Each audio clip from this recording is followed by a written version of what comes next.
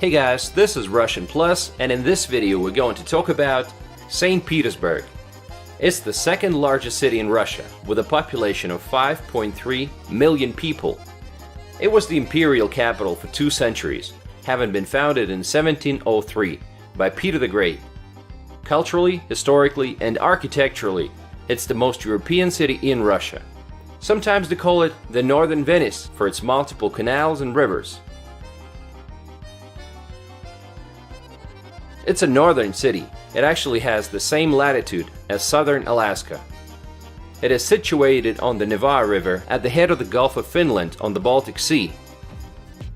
What makes this city so popular? Well, it's really close to Europe. It's just 3 hours by car or train and you're in Finland. In fact, many residents of St. Petersburg go to Finland for the weekend, fishing or shopping. The city is well taken care of. It's clean. The roads are in great shape, and did you know that St. Petersburg has sandy beaches?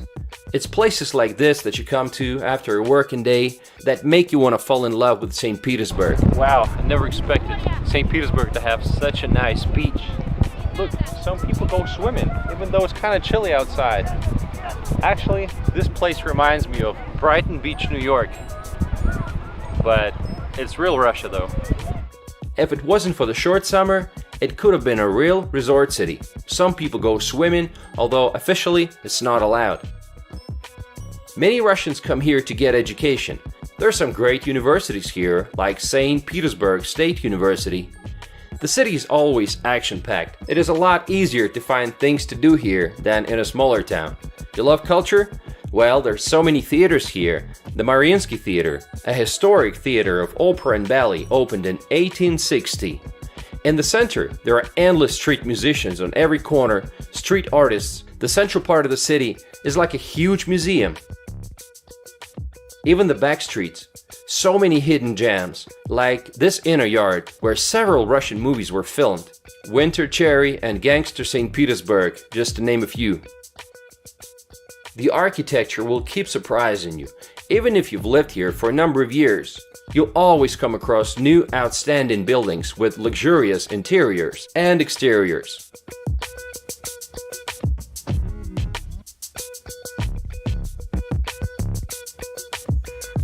There's no shortage of parks here either, where you can sit on the grass with your friends.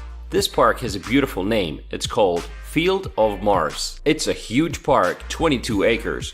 Looks absolutely stunning from above.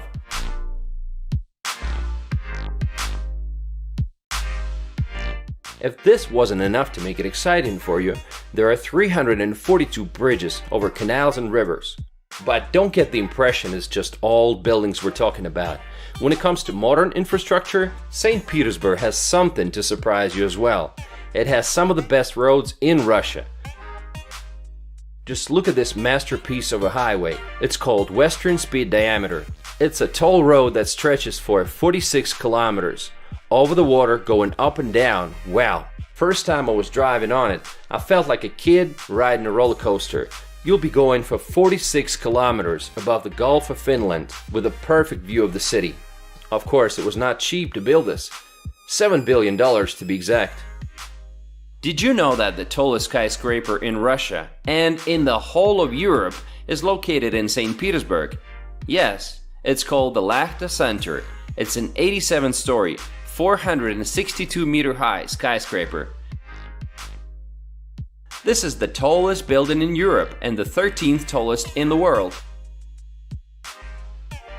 When it comes to public transportation, subway is what you want to focus on. So I just bought a token. It costs 45 rubles. That's less than $1.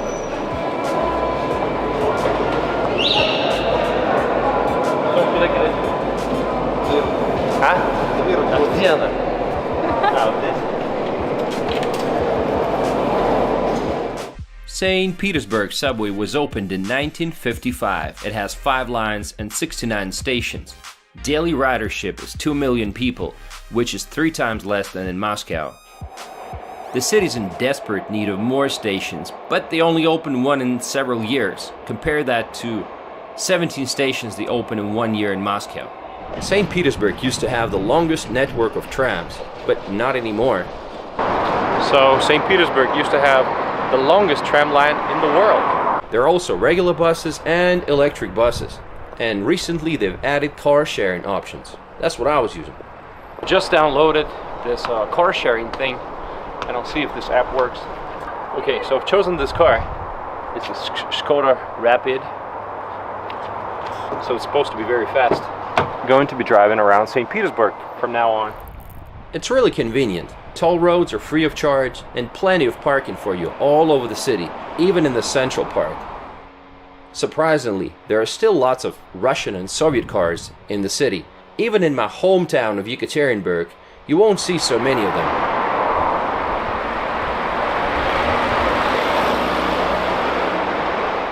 Of course, the city is known for its drawbridges. You can go on a night boat trip along the Neva and watch the drawbridges open and close. There's always thousands of spectators along the banks of the river watching this. And while this may be entertaining for the tourists, for the locals it's actually an inconvenience. What are the local people like? Well, the locals here are pretty different. The stereotype is that they're more creative, they're less in a hurry, they're less driven by monetary gains, and they're more focused on creating something. The city is full of surprises. You'll always be stumbling upon cool places like this island. It's called New Holland. It's a historic, triangular, artificial island dating from the 18th century. There's a great choice of restaurants from Japanese to Georgian cuisines, and you'll always find something to do. You think we're in the Netherlands? No, we're still in St. Petersburg. There's so many different places to go to. This particular place is called Novaya Zelandia, or New Holland. And in the wintertime, this whole place becomes a huge skating rink. Needless to say, there are lots of options to eat, to walk, and to sit on the grass. Man, I'm in love with St. Petersburg. Of course, St. Petersburg is famous for its white nights, which last from middle June till early July. It's a time when the city doesn't sleep at all. It never gets completely dark at this time, but it's the busiest time when it comes to tourism. St. Petersburg is growing fast. New neighborhoods are popping up all over the city. But in the center, you have lots of old apartment buildings. Do you want to see what those old buildings look on the inside? Well, let's take a look.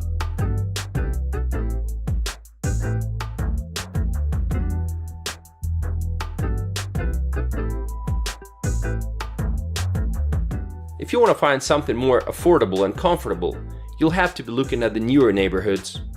And looking at them makes you wonder, where did all those people live before? But new neighborhoods have problems too. Commercial developers only care about making a profit, so parking spaces and walking areas are not a big concern to them.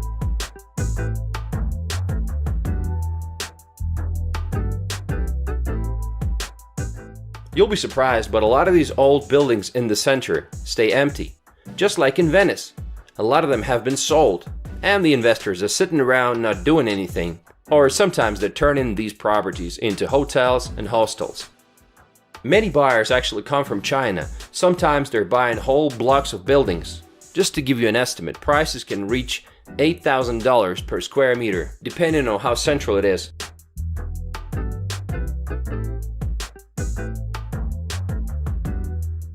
This house on Millionaire Street is actually for sale. Together with another house, the starting price is $55 million. So if you possess this kind of money, you can turn it into a modern-day palace and live like a king in the very center of St. Petersburg.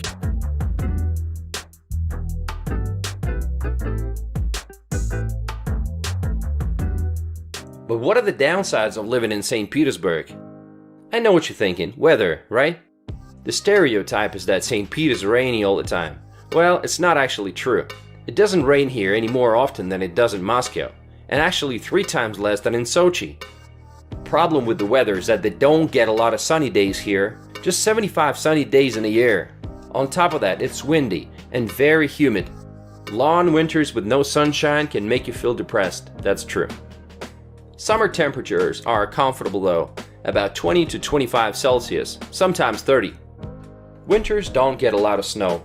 Sometimes the snow melts right when it lands, and this makes your shoes wear out faster. Sometimes a pair of shoes will not last more than one season. What about the salaries? Though you would expect the salaries to be high, it's not the case. It's actually pretty disappointing to learn that the average salary is just about $600 to $800 a month, but that's officially. But regular positions like retail and customer service is not going to give you more than $500 a month. How are you going to survive on $500 a month in a city like St. Petersburg? Well, it's tough. A lot of people are finding it very hard to make ends meet. One of the most famous plants in the city is the Kirov plant. It's a major Russian machine-building manufacturing plant that was established in 1789. Of course, if you want to live a comfortable life in the center of the city, you have to be making a lot more than the average. I think making about $2,000 to $3,000 a month will provide you with a pretty comfortable lifestyle.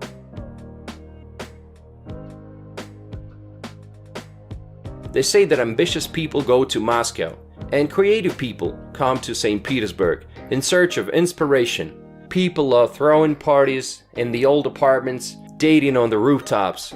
In fact, rooftops are so popular, they even offer rooftop tours.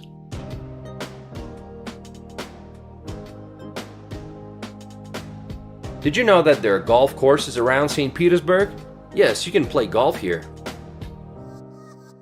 So apparently there are golf fields around St. Petersburg, something I did not expect to see. But yeah, along the wide birch trees you can play golf. I guess it's popular. Wonderful. The locals are crazy about soccer or football. The local team is called Zenit. It is sponsored by Gazprom. Football club Zenit was founded in 1925. The club plays in the Russian Premier League. They've been the champions of the Russian Premier League many times. It seems like Soviet style is still pretty popular around here. You'll stumble upon restaurants called stolovaya, which means a canteen, a term used in the Soviet era. Buloshnaya, like a bakery, and multiple Lenin statues. Is St. Petersburg safe for foreigners? In the 1990s, there were a lot of attacks on foreigners. There were skinhead gangs, and the situation was ugly. Now, it's safe.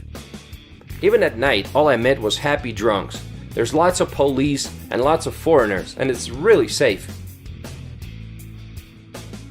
Actually, did you know that if you come in here on a cruise ship, you can stay in the city for 72 hours without a visa? Pretty convenient, huh? A big part of the city's life is now tourism. Let's take a look at some of the major sites. The main avenue of the city is Nevsky Prospect. Today it has become an endless flow of people. It's 4.5 kilometers long. It's an avenue lined with historic landmarks and magnificent architecture, pulsing with activity 24/7. This beautiful building is called Singer House. In Russia, it's also known as the House of the Book. It's located at the intersection of Nevsky Prospect and the Griboyedov Canal. It serves as the headquarters of the VK, which is a Russian equivalent of Facebook. Its founder and CEO, Pavel Durov, had to flee Russia in 2014 to escape prosecution as he refused to cooperate with the Russian authorities on giving out user information at their demand.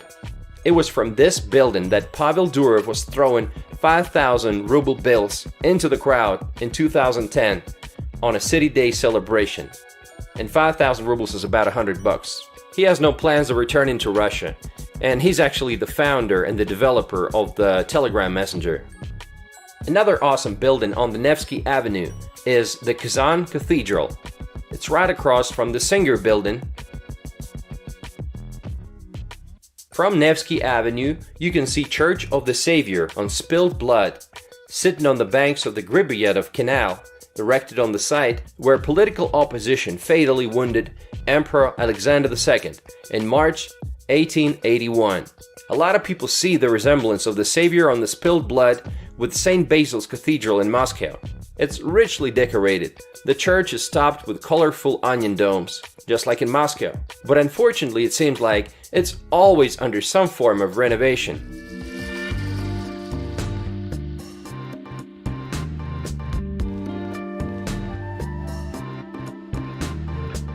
At the end of the Nevsky Avenue, you'll see Admiralty Building. It's the former headquarters of the Imperial Russian Navy and the current headquarters of the modern Russian Navy. To the right of Admiralty Building is the main square of the city, Palace Square, which is included in the UNESCO World Heritage. Palace Square is the central city square of St. Petersburg and of the former Russian Empire. Many significant events took place here, including the Bloody Sunday Massacre in 1905, when unarmed, peaceful demonstrators were fired upon by soldiers of the Imperial Guard as they were coming to the Winter Palace to present a petition to Tsar Nicholas II. That's where the nickname came, Nicholas the Bloody. And even some events from the October Revolution of 1917 were taking place on this square. And today, it's on this square that they install the main Christmas tree in the city. The Alexander Column is the focal point of the square. This monument was raised after the Russian victory in the war with Napoleon's France. This building, of course, is the Winter Palace. It was the official residence of the Russian emperors from 1732 to 1917. Winter Palace is huge.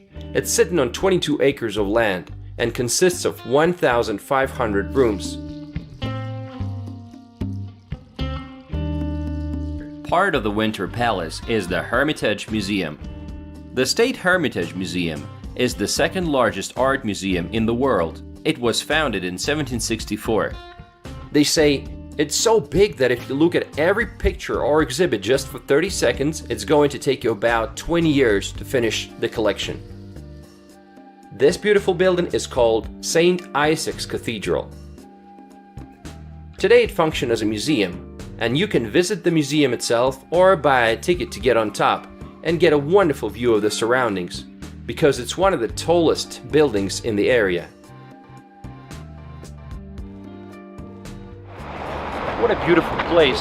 So many people sitting on the grass. In 2017, the recent history is that the governor of St. Petersburg wanted to transfer it back to the Russian Orthodox Church. But luckily, this was not accomplished due to the protests by the citizens of St. Petersburg. So now we can all enjoy it. If you have the time to travel outside of the city, you should visit Peterhof.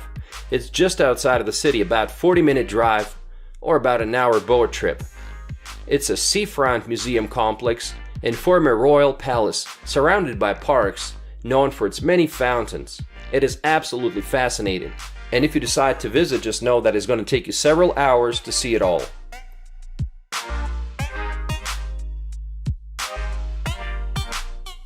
Cruiser Aurora. I remember this song from my childhood.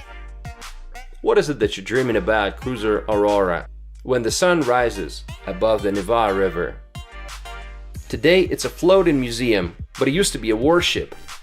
It's a warship that has a history of service in the Russian-Japanese War, Revolution of 1917, and the Second World War. This cruiser survived the Battle of Tsushima and was entered under US protection in the Philippines and eventually returned to the Baltic Fleet. Kunstkamera. It's a museum of anthropology and ethnography, with architectural collections from Russia and worldwide. The medical oddities like dead babies and parts of human bodies might be somewhat disturbing to some, so be warned, but 90% of the exhibition is about cultures from around the globe. The Peter and Paul Fortress is the original citadel of St. Petersburg, built in 1703. It was used as a political prison for some time, and even in the early 1920s, it was still used as a prison and execution ground by the Bolshevik government. A lot of people admire Peter the Great, saying that he brought Russia into the modern age. And that's kind of true. During his time, he built Russia's first real navy. He won a series of military victories, and he moved the capital from Moscow to St. Petersburg. However, By today's standards, he was still a monster. He killed his own son. He locked up his wife in a monastery after he fell out of love with her and married another woman. And then, when he found out that his ex-wife was seeing someone, he tortured her lover to death. And that's just the tip of the iceberg. Speaking about prisons, one of the most famous prisons in the city is called Kresti, which means crosses. The prison consists of two cross-shaped buildings and an Orthodox church. The history of this prison starts in the 1730s. This Kresti prison is mentioned many times in different Russian songs and movies. If you decided to go a little bit outside of the city, you might as well visit this city called Kronstadt. It's a town and a naval base on the Kotlin Island, just west of St. Petersburg. It is dotted with military memorials. There are also beaches and cozy parks. We have come to the city of Kronstadt, which is part of St. Petersburg. And we are on the beach right now. The weather is perfect. It's the end of August. And you can see how much we've driven. You see that huge tower in the distance? Maybe you can see that. Well, that's how much we've driven. Enjoying this wonderful town. We're about to see some fortifications. You know, this island used to belong to Sweden until Peter I took it from them by some shady maneuvers. But good for us, now it's Russia.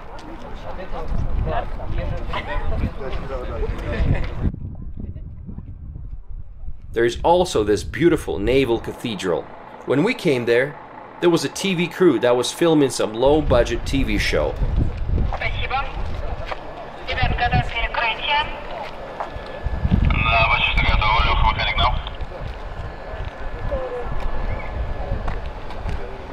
You guys see how much equipment I'm carrying to shoot my videos?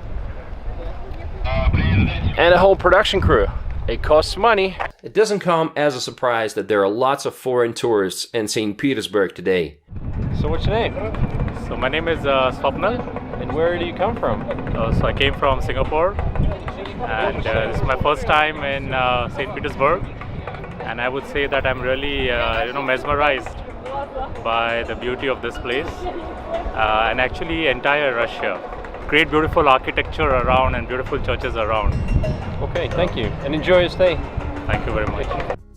Now, if you don't mind, let me do a little bit of complaining. First thing I want to complain about is the restrooms. You come into Peter and Paul Fortress, Peterhof. Those are magnificent places that are supposed to be luxurious. But then you gotta use a restroom, you know? And then you find yourself in this pathetic mobile restroom. And it's just in such a dismal state that I don't even want to try to describe. And they're charging you money for this poor experience. I feel like the city of St. Petersburg can't afford to build decent restroom facilities for tourists. Another complaint is that many tourist places become tourist traps, which is understandable. But look at these guys dressed as queen and king. They're smiling and pretending to be happy if you give them just $1. But if you don't, they turn away. You can feel how much they're not interested in their job. And this guy singing songs with a guitar, he doesn't let you listen to the song without pointing to the money box every 30 seconds. Now let's ask the people on the street what they think about the city. Привет, а вы откуда? Из Москвы. А что вам в Питере нравится? Почему сюда приезжаете? Так, ну здесь очень здорово, здесь другая атмосфера, не такая, как в Москве. Мне почему-то очень нравится. А в чем она другая? Не знаю, улицы по-другому как-то выглядят, я не знаю. Другие улицы, да, здесь каналы, здесь какой-то другой темп. Нет суеты. В общем, другая атмосфера совсем, и мне почему-то ближе. Хотя я родилась в Москве, мне ближе почему-то Питер. Ну, спасибо, хорошего отдыха. Спасибо.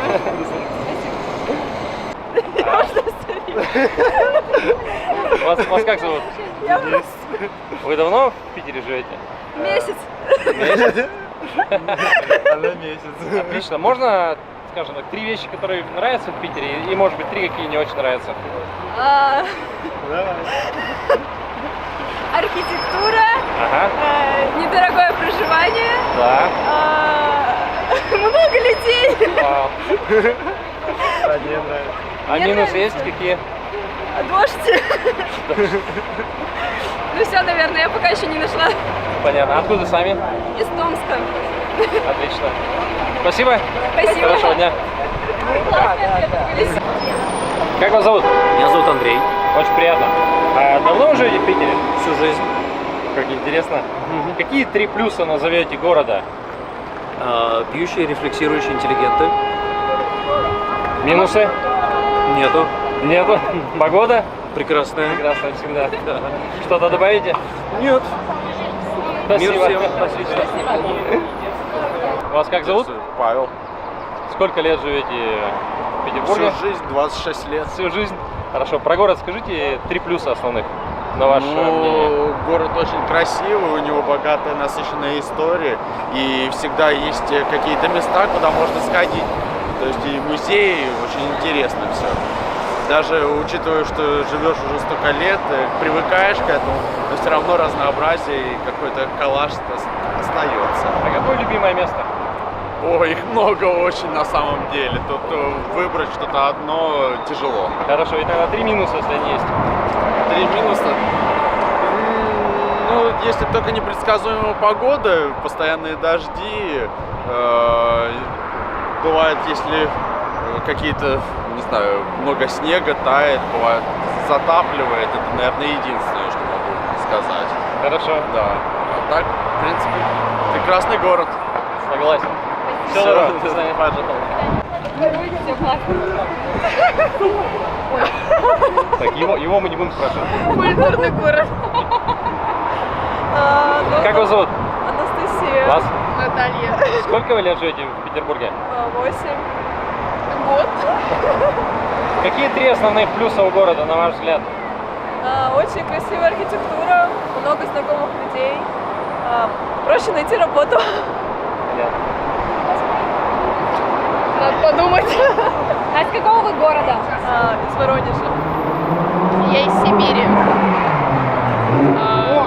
Я даже не знаю, просто шумный город и хочется также двигаться в этом же ритме просто. Если какие-то минусы есть, какие? Минусы. Сначала казалось, что погода, но скорее это плюс, потому что когда слишком жарко, ужасно. Поэтому в целом нет никаких. Погода изменилась, поэтому минусов нет. Все, спасибо, хорошего дня. Спасибо. Пока. А как вас зовут? Владимир. А вы откуда? Тюмень. Очень приятно. А вы здесь отдыхать приехали? Нет, я учусь здесь. Ну почти местный. Какие 3 плюса у города есть? Большое, много развлечений. Не знаю, третий не могу найти. Ну, университет, наверное, хороший. А минусы какие? Люди, ну, просто большой трафик, много людей. Да и все, в принципе. Ну, погоду еще можно в минус отнести. Что, добавите? Все. Все, спасибо. Спасибо большое. Как вас зовут? Станислав. Давно вы живете в Санкт-Петербурге? Очень. Какие 3 плюса города основные выделите? В хорошую погоду это самый лучший город на Земле. Здесь есть выбор театров и музеев, выставок, на которые мы очень любим ходить. И, не знаю, я чувствую себя ближе к Европе. Если какие-то минусы есть, какие назовете? Это погода, это влажность и это полигоны ТБО, свалки. Понятно. Хорошо, спасибо. Пожалуйста. Хорошего дня. So, to sum things up, if you want to live in St. Pete, it's not as hectic as Moscow. The weather's not the best. They say if you live here long enough, you'll be able to distinguish 50 shades of gray. That's the color that the city stays in for 6 months in a year. Cloudy and humid. Salaries are low. If all of that does not scare you away, then you might as well fall in love with the city. So, everybody, welcome to St. Petersburg. I had a wonderful time here, and I'm pretty sure that you will too.